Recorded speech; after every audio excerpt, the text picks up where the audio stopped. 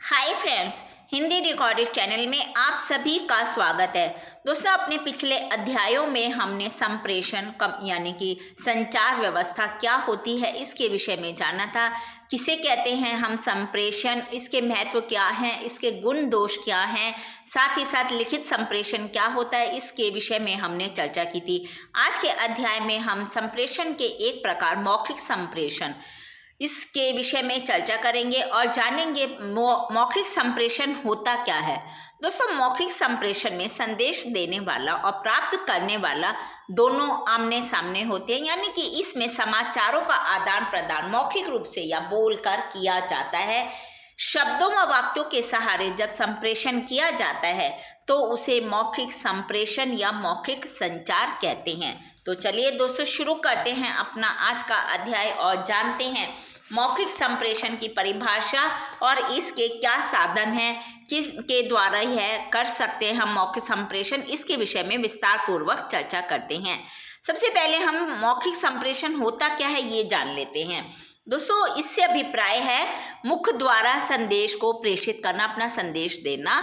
जब दो व्यक्तियों के बीच प्रत्यक्ष वार्तालाप द्वारा भावों और विचारों का आदान प्रदान होता है वही मौखिक संप्रेषण कहलाता है।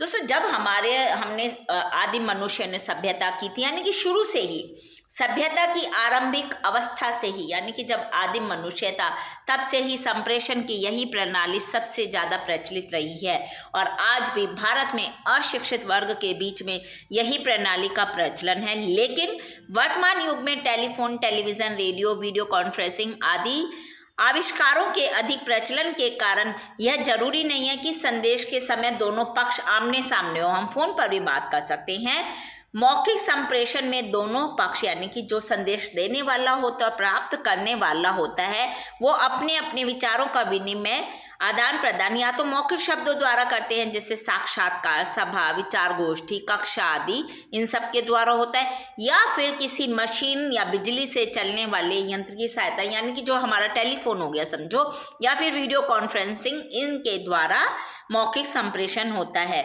और जब संप्रेषण वार्तालाप के द्वारा किया जाता है, बातचीत के द्वारा किया जाता है, तब बोलने वाला अपने जो विचार हैं उनको श्रोता तक, सुनने वाले को, प्राप्त करने वाले संदेश को, जो संदेश प्राप्त करने वाले उन तक पहुंचाता है और श्रोता भी संदेश का वही अर्थ लेता है जो अर्थवाचक का रहा हो, क्योंकि वह संदेश में कोई बात ना समझ आने पर प्रश्न पूछकर अपनी जिज्ञासाओं को शांत कर सकता है। मौखिक संप्रेषण का यही सबसे बड़ा लाभ है कि इसमें आप तुरंत ही प्रश्न पूछ सकते हैं और अपनी शंकाओं का समाधान कर सकते हैं।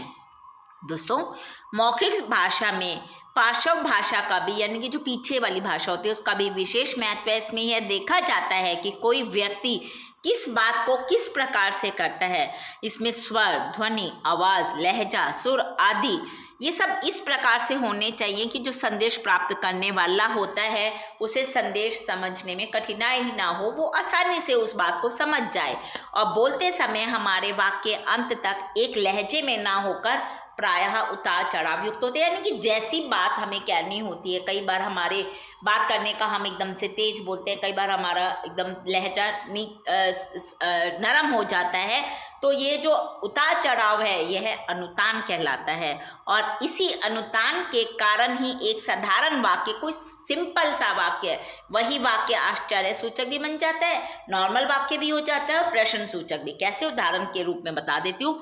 अब जैसे मैंने बोला राम घर गया, मैंने एक साधारण सा वाक्य आपको बोला है, राम घर गया, मेरा एक प्रश्न है, यानी कि इसी को हमने प्रश्नवाचक वाक्य समझ लिया।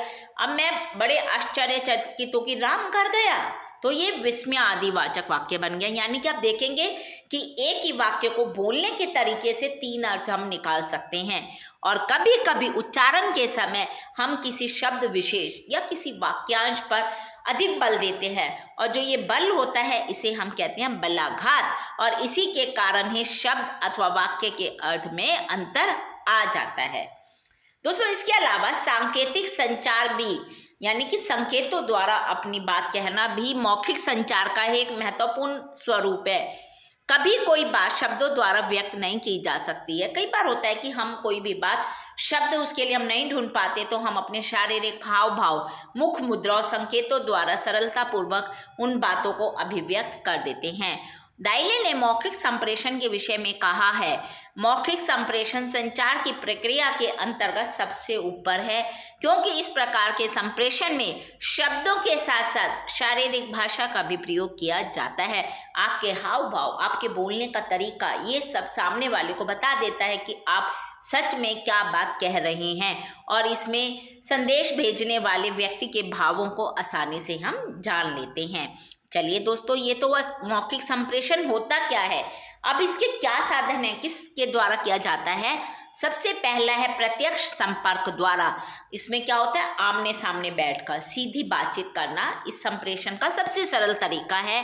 किसी भी कार्यालय में दिन प्रतिदिन के आवश्यक आदेश तथा निर्देश जो भी होते हैं वो परस्पर बातचीत द्वारा ही दिए जाते हैं, और यदि कर्मचारियों को कोई कठिनाई होती है या मान लो कोई शिकायत भी है तो वो अपनी शिकायतें सीधे प्रबंधकों से करके और उनसे सुलझा लेते हैं उन बात को। प्रत्यक्ष वार्तालाप औपचारिक भी हो सकता है और अनौपचारिक भी। जब अधिकारी अपने अधीनस्थ कर्मचारियों को कुछ करने का सीधा आदेश देता है तो वह वार्तालाप प्रायः औपचारिक होता है, लेकिन जब अधिकारियों और कर्मचारियों के मध्य किसी बात को लेकर विचार विमर्श होता है जिसमें कर्मचारी भी बताते कि ऐसा होना चाहिए, नहीं होना चाहिए, तब वह वार्तालाप अनौपचारिक होता है।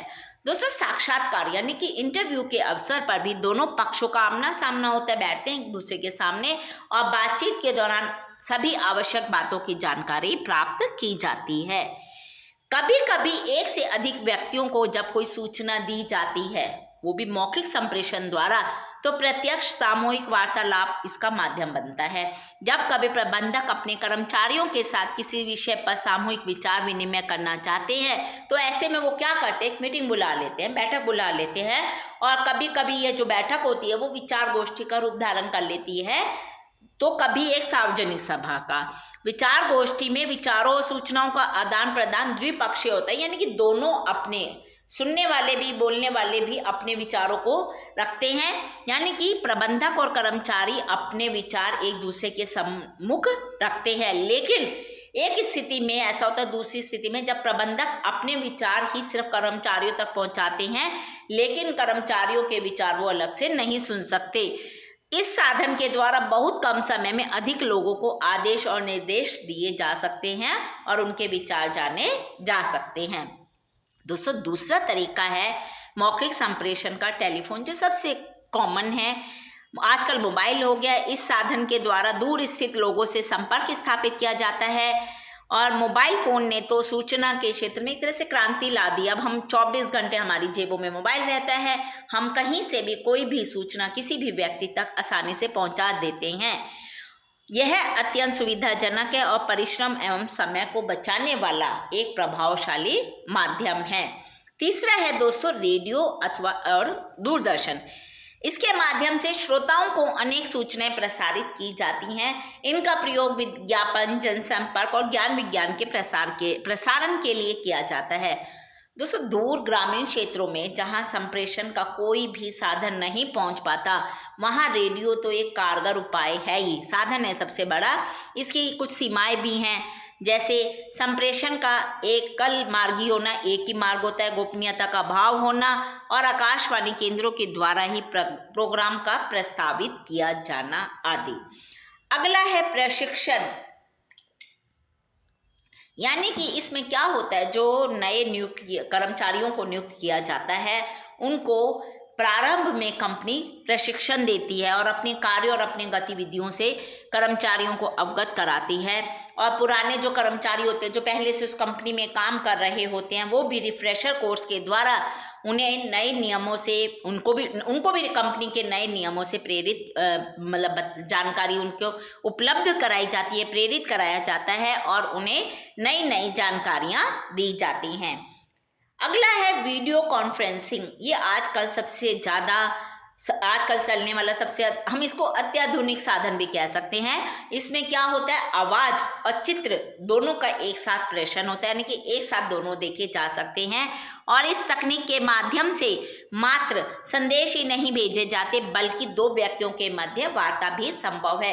वीडियो पे जब हम देखते हैं तो सामने वाले के हाव भाव, शारीरिक मुद्रा दूर बैठे के भी हम देख पाते हैं। इसमें सांकेतिक संचार यानी कि शारीरिक हाव भाव, मुखाभिव्यक्ति, भाव भंगिमा आदि का भी संप्रेषण होता है, वो भी हम एक दूसरे के देख पाते हैं, समझ पाते हैं, उनके विचारों को जान पाते हैं। इसकी प्रक्रिया को कंप्यूटर की सहायता से भी किया जाता है, लैपटॉप की सहायता से भी, और जब बिना कंप्यूटर की सहायता से भी इसे संपन्न किया जा सकता है।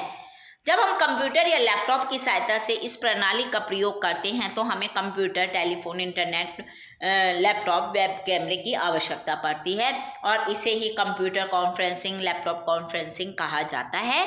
और जब हम बिना कंप्यूटर की सहायता से इस प्रणाली का प्रयोग करते हैं तो हमें वीडियो कॉन्फ्रेंसिंग मशीन जो होती है वो चाहिए होती है, टेलीफोन, सैटेलाइट कनेक्शन, प्रोजेक्ट एवं डिजिटल वेब कैमरे की आवश्यकता होती है।